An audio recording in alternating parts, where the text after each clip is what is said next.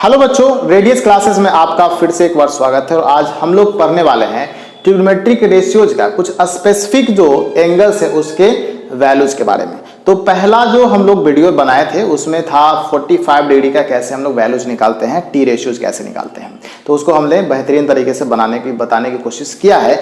उम्मीद है आपको वो वीडियो समझ में आ जाएगा, उसको आप देख सकते हैं एक बार। आज हम लोग पढ़ने वाले हैं दो और एंगल्स के बारे में जो कि 30 और 60, इसके टी रेशियोज कैसे फाइंड आउट करेंगे। तो हेलो दोस्तों, मेरा नाम है जीत आर्या और आप देख रहे हैं radius classes, your success is our goal. Let's start. देखिए, बात करते हैं यहाँ पे trigonometric ratios of 30 degree and 40 degree, यानी कि 30 डिग्री और 40 डिग्री 60 डिग्री का कैसे निकालेंगे। तो इसमें आप देख पाओगे एक ट्रायंगल लेना पड़ेगा। देखिए 60 डिग्री कहाँ पे आता है, आपको 60 डिग्री इक्विलेटरल ट्रायंगल्स में आता है, ठीक है। और उसी को हम लोग क्या करते हैं, बाइफरकेट करते हैं, दो भाग में बांटेंगे। तो ये अप्रोच हम लोग रखने वाले हैं। तो देख सकते हो आप, अगर मान लिया कि हमारे पास क्या है, एक ट्रायंगल है, इक्विलेटरल ट्रायंगल ए बी और सी। ए बी सी एक इक्विलेटरल ट्रायंगल है जिसके सभी साइड हैं बराबर। सभी साइड क्या है, बराबर है, ठीक है। अब इसको करना क्या है, इसके मिड पॉइंट से एक परपेंडिकुलर ड्रॉ करते हैं। एक परपेंडिकुलर क्या करते हैं, ड्रॉ करते हैं, ठीक है। इसका वैल्यू दे देते हैं डी, ठीक है। इतना काम कर रहे हैं। अब क्या करना है, यहां पे हमने लिखेंगे सॉल्यूशंस में, अच्छे ढंग से लिखने की कोशिश करेंगे। मान लिया कि let A B C is an equilateral triangle. Equilateral triangles है, इक्विलेटरल ट्रायंगल्स, ठीक है। यहां पे A B equals to B C equals to C A, और ये सभी का सभी वैल्यूज मान लेते हैं ए हो गया, ठीक है। इतना काम करेंगे। अब यहाँ पे सोचने वाली बात क्या है, अगर इसको हम लोग क्या करते हैं, कंस्ट्रक्शन में एक क्या कर दिए, कंस्ट्रक्शन लिख देंगे। कंस्ट्रक्शन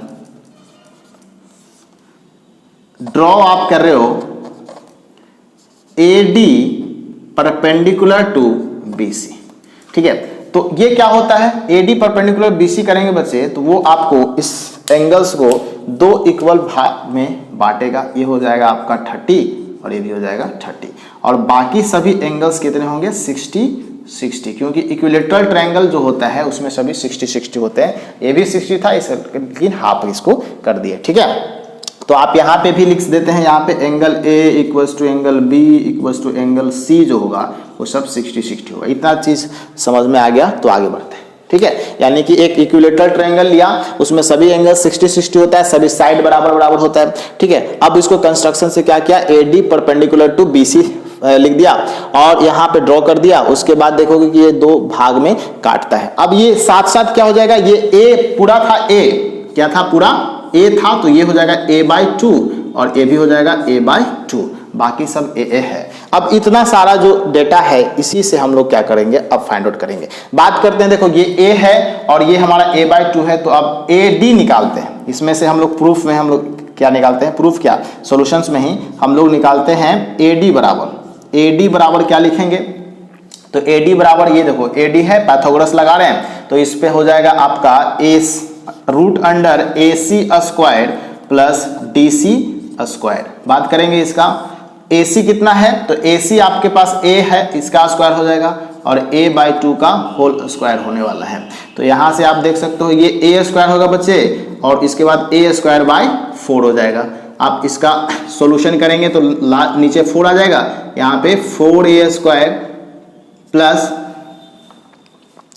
अभी देखिए एक गड़बड़ कर दिया क्या हम, यहाँ पे माइनस का साइन हो जाएगा, ठीक है। एक माइनस का साइन हो जाएगा क्योंकि ये फॉर्मूला होता है। तो माइनस अगर हमारे पास A स्क्वायर हो जाएगा, तो यहाँ पे देख सकते हो रूट अंडर 3 और ये हो जाएगा बाहर 2 और ये हो जाएगा A, तो रूट अंडर 3/2 A हो जाएगा, ठीक है। तो ये आपको याद रखना है कि इसका जो वैल्यू आने वाला है आपका रूट अंडर 3/2 A होगा, ठीक है। समझ में आया ना। पाइथागोरस का यहाँ पे वैल्यूज लगा देंगे। पाइथागोरस में क्या करेंगे, हाइपोटेनस से ये वाला घटता है ना, और इसका रहता तो ये दोनों जुड़ जाता है, ठीक है।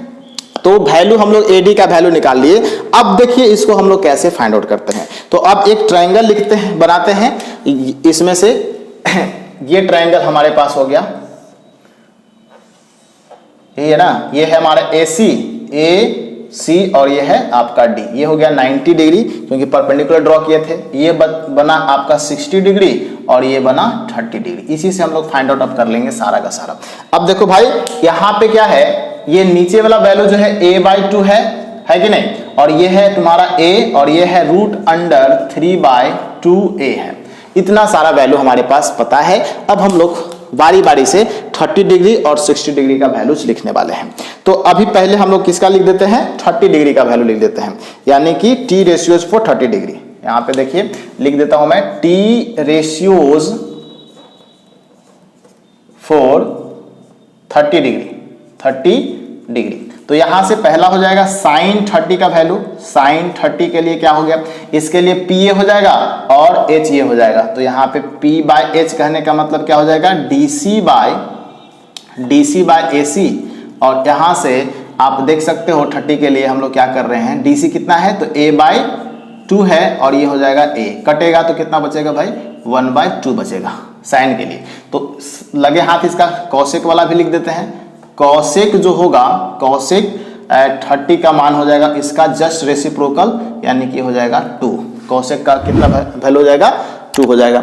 दूसरा हमारे पास क्या बनेगा, दूसरा देखिए साइन के बाद क्या हो जाएगा, कॉस हो जाएगा ना, cos 30 इसका होता है B/H। तो यहां से अगर इसके बारे में देखें तो B कितना है, √3/2a है और फिर H कितना है, A है। तो A से काट दो इसको, तो ये बनेगा √3/2 बनेगा। और सेक का यहाँ पे लिख देते हैं, सेक 30 का वैल्यू हो जाएगा बच्चे कितना, 2/√3। इसका रेसिप्रोकल होता है, इस कारण से मैं लिख दे रहा हूँ डायरेक्ट, समझ में आ रहा होगा। नेक्स्ट जो है हमारा थर्ड क्या है, थर्ड है आपका tan 30। tan 30 कैसे बनेगा, P/B क्या है, P हमारे लिए क्या है 30 के लिए P हो गया ये वाला, फिर से DC और B कितना हो गया आपका, ये AD हो गया। अब वैल्यू आप इसको रख दो ना, A/2 और इधर हो गया √3/2 और ये हो जाएगा A। P/B है ना, हाँ तो P/B। तो आप इसका वैल्यू काट दीजिए, A का A से कट जाएगा, इसका A से कट जाएगा, तो 1/√3 बन जाएगा। कितना बन जाएगा, 1/√3। और यहाँ से हमारे पास cot 30 का वैल्यू भी क्या हो जाएगा, √3 बदल जाएगा। ठीक है, तो cot 30 का वैल्यू कितना हो जाएगा, √3 हो जाने वाला है। अब बात करते हैं किसका, तो अब हम लोग लिखेंगे इसका, ठीक है, T ratios for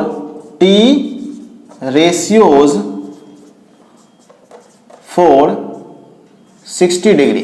T ratios for क्या है, 60 डिग्री। इसमें एक में इसीलिए लिख रहे हैं क्योंकि अगर 30 का भी बनाना होगा तो मुझे पूरा लिखना पड़ेगा, इसलिए दोनों को इसी में लिख दे रहा हूं मैं। ठीक है, अब यहां पे देखिए पहला है साइन के लिए, तो साइन अगर हमारे पास साइन 60 का बात करते हैं तो साइन 60। अब यहां से देखिए इसके लिए PA है और तुम्हारा H ये है, तो यानी कि हमारे पास क्या हो जाएगा, P हमारे पास कितना है, √3/2a डायरेक्ट लिख रहा हूं मैं।